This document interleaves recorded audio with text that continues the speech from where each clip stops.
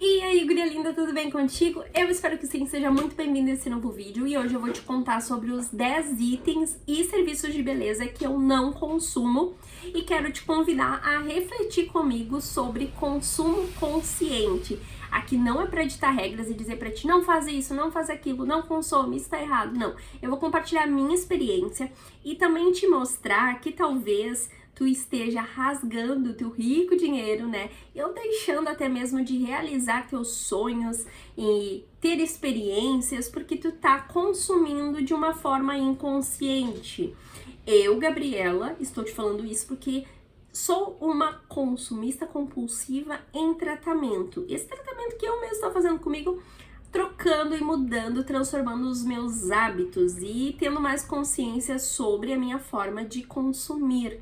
E aí é isso que eu gostaria de te convidar a refletir aqui comigo, que aqui é um canal que eu trago a minha experiência, mas sempre falo sobre economia, sobre custo-benefício e sempre te digo, cola em mim que eu vou te mostrar que teu dinheiro não é capim e que tu pode sim cuidar da tua beleza, fazer a manutenção da tua beleza, ficar linda, maravilhosa, ser uma mulher vaidosa, mas usando o teu dinheiro de uma forma consciente, né? Comprando coisas que tu realmente necessita. É isso que eu estou implantando na minha vida e quero convidar tu para ficar aqui comigo e ver um pouco mais e quem sabe adaptar isso para tua realidade e também melhorar a tua vida financeira e talvez até consumir coisas diferentes que vão te trazer experiências para a vida, não só coisas que daqui a pouco tu tem agora, daqui a pouco tu não vai ter mais, ou que tu vai comprar pra empilhar e deixar pegando o mofo lá na tua prateleira, porque tu quer ter a coleção de perfume, de hidratante, de sei lá o que, tá? Então é sobre isso. Se tu gosta de assuntos sobre minimalismo, essencialismo, vida simples, hábitos, né? E essa parte de beleza, então esse mais ou menos é o rolê que acontece aqui, né? Que eu compartilho com vocês, que faz parte da minha consciência e da prática que eu venho trazendo aí na minha vida, depois de ter passado por um período de dívidas, um período de querer e não poder fazer as coisas porque tinha colocado o dinheiro em outro lugar, né, que tava lá, por exemplo, 399 coisas paradas lá e eu queria ter uma experiência, não podia ter porque eu tinha botado meu dinheiro naquelas coisas. E assim, né, gente? Depois vem a pandemia, e aí eu vi aquele 1 milhão de sapatos que eu tinha, aquele 1 milhão de roupa, aquele 1 milhão de coisas que eu não tava usando. E aí? Fez eu repensar. Garanto que tu também pensou em várias coisas, ou não. Vai pensar agora? Vamos ver. Então, se não me conhece, prazer, eu sou a Gabriela Oliveira, e aqui eu falo sobre estilo de vida, produtos de beleza e consumo consciente, hábitos saudáveis, e esse é um pouco do rolê. Vamos lá. Falando então do a primeira questão, eu citei com vocês aqui o minimalismo e o essencialismo. Vamos falar sobre menos é mais? Então, muitas vezes, a quantidade de coisas que tu consome pode estar relacionada com os vazios que tu quer cobrir com essas coisas que tu tá consumindo, né? Então, ele pode ser, inclusive a neurociência fala que esses comportamentos de impulso, né, e o consumo por impulso, pode ser um comportamento como um nivelador emocional, tá? Então, assim, tu tá com algum estresse, alguma coisa, e aí tu vai lá e busca essa satisfação momentânea e rápida através da compra pra regular, na verdade, regulador emocional, pra regular a tua emoção. Então, eu fazia muito isso. Se eu olhar pra minha trajetória e ver, assim, os momentos que eu mais consumia desenfreadamente, eram momentos complicados, assim, e eu costumava regular a minha emoção com a compra, tá? Trazer essa satisfação que eu não encontrava em outras coisas na compra e no ter, né? E eu acredito hoje muito no ser, né? Então tem que tomar cuidado com isso. E o minimalismo e o essencialismo fala sobre isso, não é sobre tu não ter nada. Inclusive, tu deve estar olhando aqui o cenário e pensando, mas ela tem 399 cacareco ali atrás dela. Não tem uma parede limpa, tudo clean e tal. Apesar de que eu adoro ambientes cleans. Mas isso aqui, ó, é também um resquício dessa consciência anterior, né? E que eu não me desapeguei, porque eu também não sou extremista, tá? Não vou falar pra vocês, nunca mais consumo, nunca mais. Vou falar sobre o que eu não consumo no momento ou o que eu ainda não consumi, porque eu acho que não faz sentido, tá? É isso. E também, qual é o benefício de fazer isso?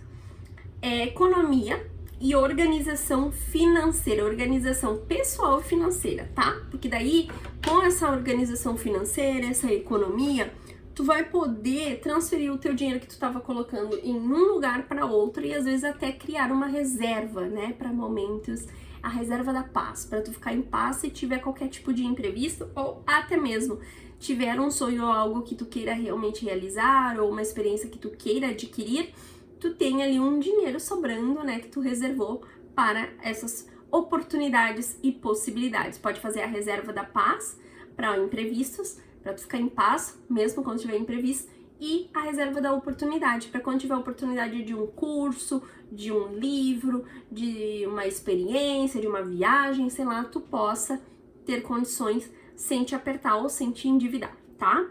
Então vamos lá.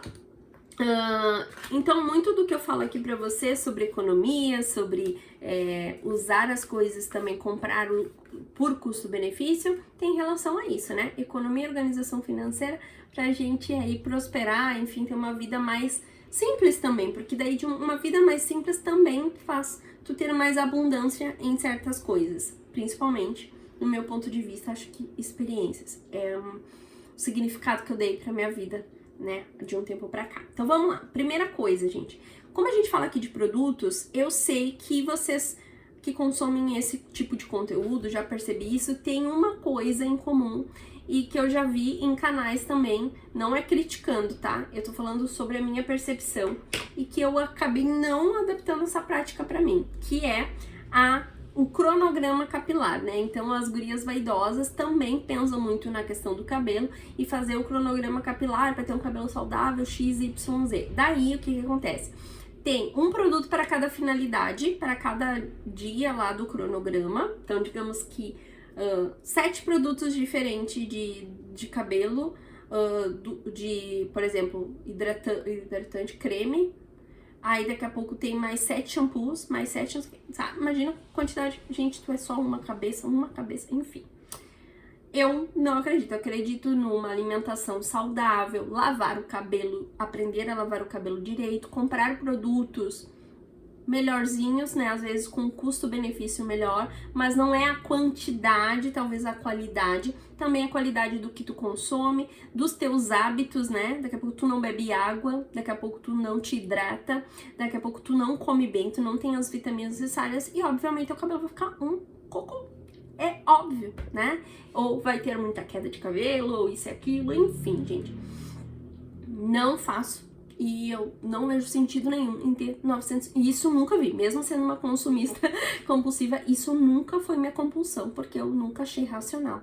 Achava uma doideira aquela ideia de ter 999 produtos pro cabelo.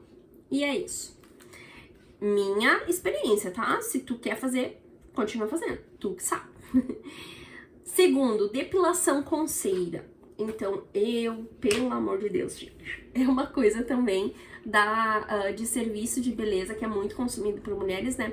E que eu, na verdade, já tentei fazer depilação, por exemplo, na perna. Aí eu só consegui tentar não, fiz na canela, mas dói para um caramba. Eu não consigo, eu não gosto daquela dor, não gosto daquela sensação, enfim, não deu certo pra mim, tá? Então não faço. E depilação íntima, mas nem pensar, gente, eu não consigo pensar na possibilidade de ficar com as pernocas arreganhadas pra mostrando minha intimidade, assim, pra uma pessoa que eu mal conheço. Que daqui a pouco eu vou conhecer, porque, tipo, vou ter que conhecer, né? Essa pessoa vai olhar. Jesus na cruz. Não. Não, esse rolê não me tem. Sinceramente, mas é por essa questão, assim, de desconforto. Nunca, só de pensar me dá um desconforto, assim, descomunal, gente, descomunal, só de pensar, tá? O que mais? Comprar produtos repetidos pra fazer estoque. Então, tipo assim, eu vejo uma promoção, aí eu vou lá e compro.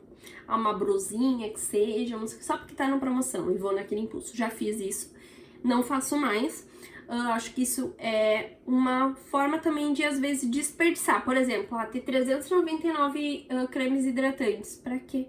Se daqui a pouco tu não vai dar conta de usar, não vai, e aquilo vai vir um seito, vai ter que botar fora a criatura. Então, tu botou teu dinheiro fora, entendeu? Então, esse tipo de coisa não faz parte dos meus hábitos e eu não consumo, não uso, não faço, beleza? Design de sobrancelha. Apesar de que vocês vão olhar e vão dizer assim, mas bem que tu precisava, né? Ah, eu concordo, gurias. Mas eu acho que eu faria uma assim, ó. Só pra depois continuar seguindo ali o design que foi feito. Inclusive, já fiz há muitos anos atrás, tá?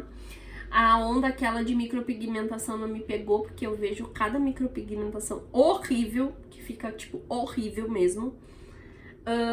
E eu faria uma que eu já vi que é a fio que faz assim muito, que deixa muito natural. Mas aí eu tenho um porém, a dor. Já falei pra vocês lá na depilação sobre o meu problema com a dor. Ah, mas tem anestésico, não sei o que. Tá, e esse tipo de serviço também, gente, é mais caro. Então esse investimento pra mim acaba que eu tenho vontade de fazer, mas nunca priorizei isso. Essa é a realidade, nunca priorizei. Tá, então, pra mim, por enquanto, não está na minha lista. E se fosse fazer design, por exemplo, só tirar ali, que nem eu já fiz uma época, tirava assim com frequência e fazia ali uma pinturinha pintava com rena, no mínimo de 15 em 15 dias, né? Porque o pelo cresce, que é uma beleza. Então, pensa, quanto que isso, se tu colocar ali no mês, parece que, mas é pouquinho, aí depois bota no ano quanto que tu gastou, né? Então, é sobre isso que eu decidi não fazer e não faço, tá? Quer dizer que eu nunca vou fazer? Não, não quer dizer que eu nunca vou fazer, tô dizendo que eu não faço, não consumo no momento há muito tempo. Fazer maquiagem penteado para eventos. Olha, já vi amigas minhas caírem em muitas ciladas sobre isso, tá? Então eu tomei uma decisão na minha vida. Eu sempre gostei de fazer, aprender e fazer em mim mesma. Inclusive fiz em amigas minhas pra formatura, pra fotos, enfim. Teve uma delas que eu não fiquei satisfeita com o que eu fiz, né? Mas eu não era maquiadora profissional e ela pagou 50 reais, eu acho, pra mim. Então, assim, né? Ela, no fim... você sabe o que eu tô falando, né? Então, arriscamos. E não ficou tão bom, sinceramente. Mas eu já tive cases muito bons de eu fazer e ficar, tipo, realmente muito bom. E inclusive de uma que ela dava risada, que teve gurias que pagaram horrores pra maquiadora e coisa de cabelo, e na hora das fotos tava toda despencada. E como eu era a única pessoa que eu ia fazer, como ela era a única pessoa que eu ia atender, ela fez e foi direto pro negócio e tava inteiríssima, porque ela foi cliente VIPíssima. E ainda pagou baratíssimo, então foi só lucro, né? Enfim. Então eu aprendi a fazer, não faço. Então, a não ser que eu seja a noiva, a formanda, a pessoa que tem um destaque naquele evento, e aí eu vou também abrir a mão pra investir em alguém realmente, assim, que eu digo, nossa, isso aqui vale a pena, porque eu tenho certeza que eu vou sair satisfeita.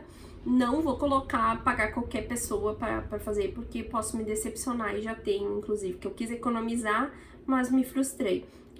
Tenho cases, só que não de maquiagem, cabelo, porque eu nunca fiz, assim, sempre eu. Até na minha... Gente, uma formatura minha que foi de técnico de administração que eu fiz, eu mesma fiz cabelo, unha, e tava maravilhosa. Muito mais bonita que colegas que, inclusive, tinham ido no salão. Ai. Tá, outra coisa. Então, eu falei 5, né? Então, 6. Eu fazia também no meu cabelo, falando de cabelo, eu fazia escova progressiva e depois eu fazia semi-definitiva. Então, gente, assim, a última vez que eu fiz uma escova dessas, que na verdade foi uma que eles chamam de escova vegana, que durou até, que tem uma duração menor, enfim, é menos agressiva, mas é agressiva igual, tá? Eu fiz em junho. Mas dali em diante eu comecei a repensar sobre isso, tá? Inclusive a progressiva, além de todo o processo ser horrível, meu cabelo ficava horrível em pouco tempo. Era só na hora que ficava bonito, depois ficava horrível, ficava muito ruim mesmo. E aí eu gastava horrores pra cuidar do cabelo. Depois, e era difícil resgatar, depois eu consegui me adaptar um pouco mais com a semi-definitiva, mas também, gente, era assim, pra chegar na parte boa, passava por uma parte muito ruim, que era, primeiro, o processo, né, de ficar lá fazendo e com aquele cheiro horrível, ter que botar uma toalha e o olho lacrimejando, ardendo, e a narina arde, tudo arde.